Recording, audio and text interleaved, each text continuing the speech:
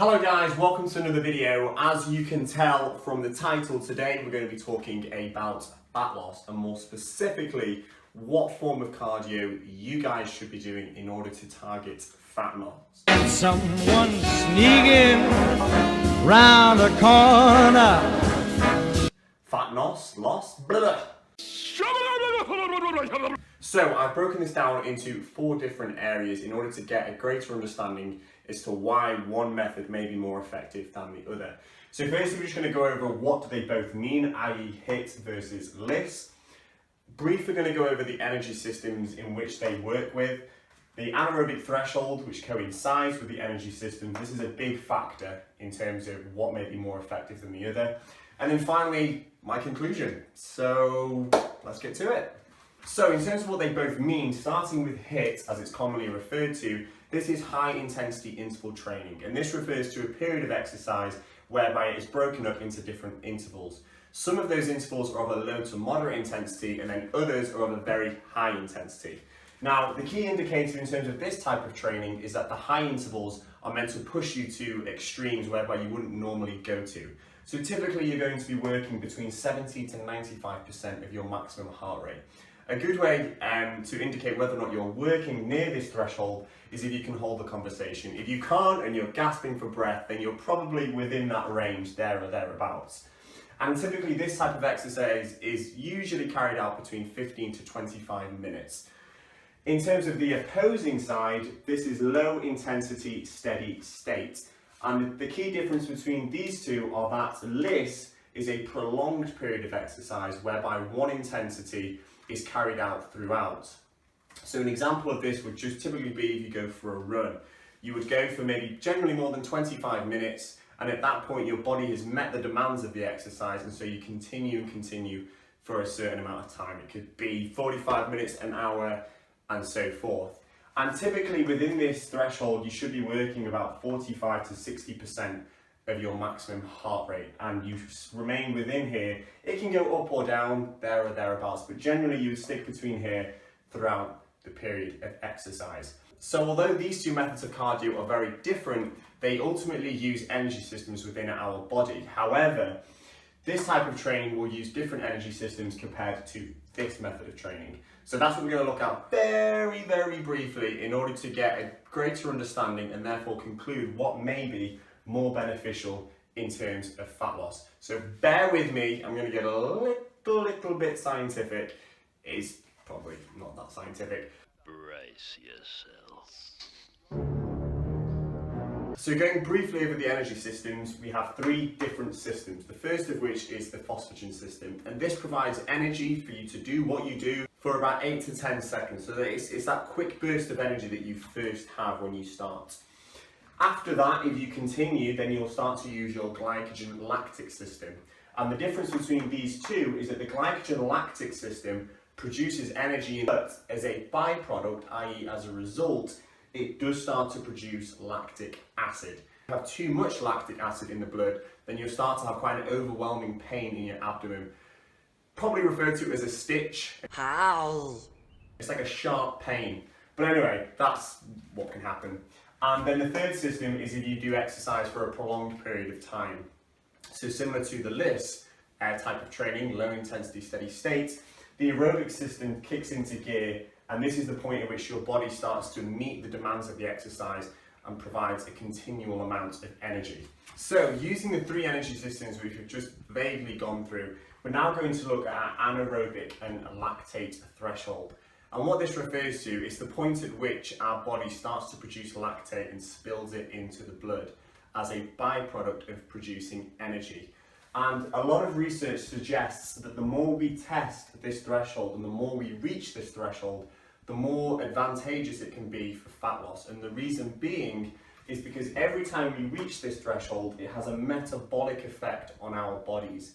And what that means is it's basically the body recognizing that a certain demand of exercise, a certain intensity is extremely difficult, and so therefore if it was to be done again, it will try to improve, as in physically, physiologically, to meet that demand next time. It's basically your body saying, right, I don't want to suck at this anymore, I want to get better. So it does what it can in order to do that. And this metabolic effect doesn't just occur, it occurs with the provision of energy. And this energy can be burnt up to 48 hours post-exercise. So in terms of what form of cardio pushes your body to reach this anaerobic threshold, it is clear that high intensity training will do so more so than low intensity steady state.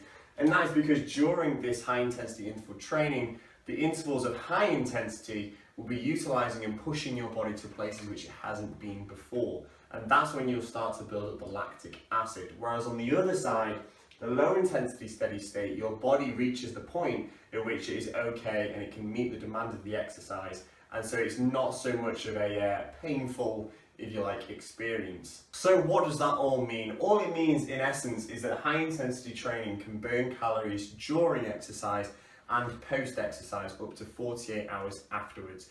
Whereas low intensity steady state will burn calories there and then. So as an example, if I was on the treadmill and I exercised for 45 minutes, I would have burned maybe 600 calories.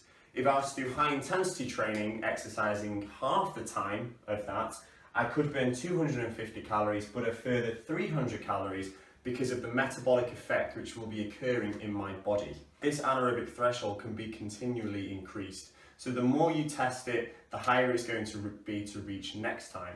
Whereas with low intensity steady state, there's not much of a metabolic effect because the logic is if you're doing this, then you're meeting the demands of the exercise, so there's no need for your body to change, and therefore there's no afterburn as you would get with high intensity training. So in terms, it's not as if high intensity training is better than low intensity steady state, but I think what it does suggest is that if you are, pushed for time, where you are really, really driven about losing this fat, then I would favour the high intensity training. So on that basis, how often should you be doing it on a weekly basis? The basis of this training is that it's meant to be hard. You're meant to push yourself to places where you don't normally go to.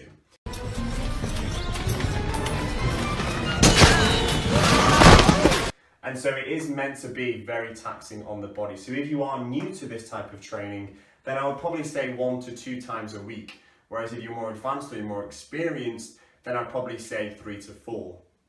In terms of the intervals themselves, again, if you're a novice, then you would probably have a longer period with regards to low to moderate intensity. So for example, you could have 2 minutes of low intensity and then 30 seconds high intensity and so forth.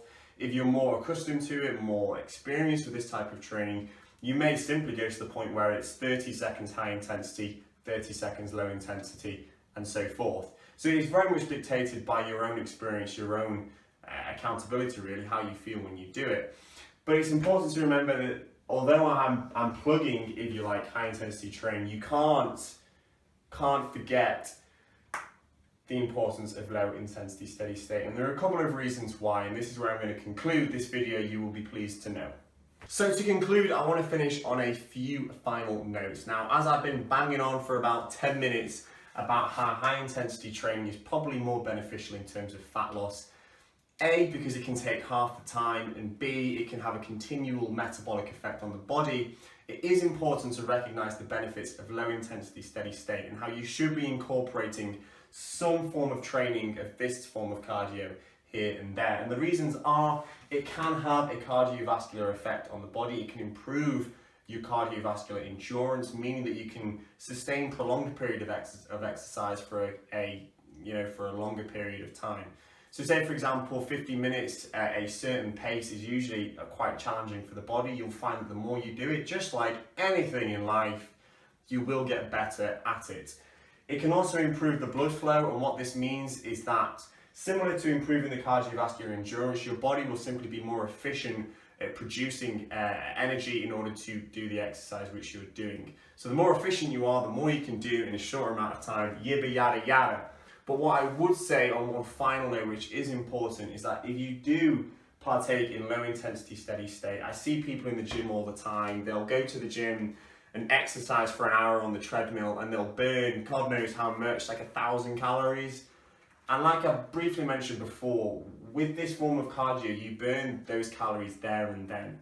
So without touching too much on overall calorie intake, if you've just burnt 1,000 calories on the treadmill and you've reduced your food intake by 1,000 calories, you're in a deficit of 2,000 calories a day And this is where problems can arise, because people do this day in, day out, and it gets to the point where they feel absolutely drained and depleted. So what I would say is that if you are doing low intensity steady state, just be aware of what you're doing in the day also, and be aware of your nutrition. You don't want to be severely depriving your calorie intake via your nutrition and burning a hell of a lot as well via exercise on a daily basis. So anyway, I'm going to stop talking now. Yes! Yes! Yes! Because I've said enough. But I hope this has helped in some way. Any questions, as always, hit me up, not via the phone, but via the comments below, and then hopefully I can help. And I will see you in the next one.